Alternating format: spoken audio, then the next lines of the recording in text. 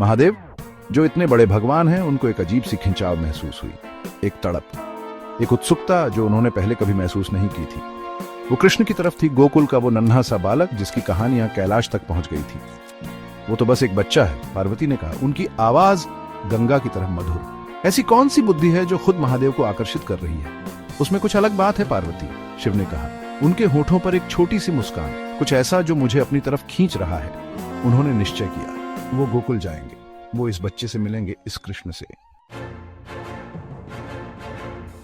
खबर तेजी से फैली, शिव के आने से हलचल मच गई। गोकुल के लोग इकट्ठा हो गए, भगवान की एक झलक पाने के लिए उत्सुक। यशोदा ने भी खबर सुनी। उनका दिल चिंता और विस्मय के मिश्रण से धड़क रहा था। खुद शिव, उन्होंने नन्हे कृष्ण की तरफ देखा जो अपनी छोटी सी बांसुरी से खेल रहा था, बिल्कुल अनजान। उनके दिल में एक बेचैनी की भावना घर कर गई। इस महान भगवान को उनके कृष्ण से क्या चाहिए? वो बाहर निकली। वहां वो खड़े थे, एक ऐसी आकृति जो शक्ति बिखेर रही थी और फिर भी कितनी अजीब तरह से शांत थी। लोगों ने उनके लिए रास्ता बनाया।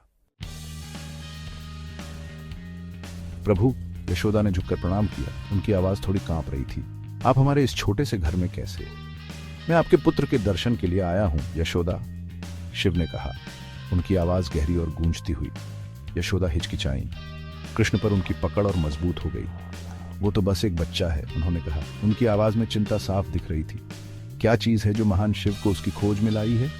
शिव धीरे से मुस्कुराए। वो समझ गए, उन्होंने अपने बच्चों की रक्षा करने वाली कई माताओं का सामना किया था। उनका प्यार दुनिया की सबसे पवित्र शक्ति थी। डरो मत यशोदा, शिव ने कहा, उनकी आवाज में दिलासा। मैं तुम्हारे बेटे को कोई नुकसान नहीं पहुंचाना चाहता। मैं बस उस चमत्कार को देखना चाहता हूं जिसके बारे में सब बातें करते हैं। उनके शब्द जो सम्मान से भरे थे, यशोदा का दिल शांत कर गए। वो एक तरफ हट गई। मेरे बच्चे को आशीर्वाद दीजिए प्रभु। शिव ने बच्चे की तरफ देखा।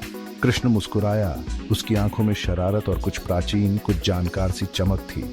ये एक ऐसी नजर थी जो शिव के पार हो गई, एक ऐसी नजर जिसमें पूरा ब्रह्मांड था।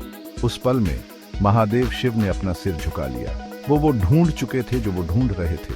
उन्होंने एक बच्चे के दिल में ईश्वर को पाया था।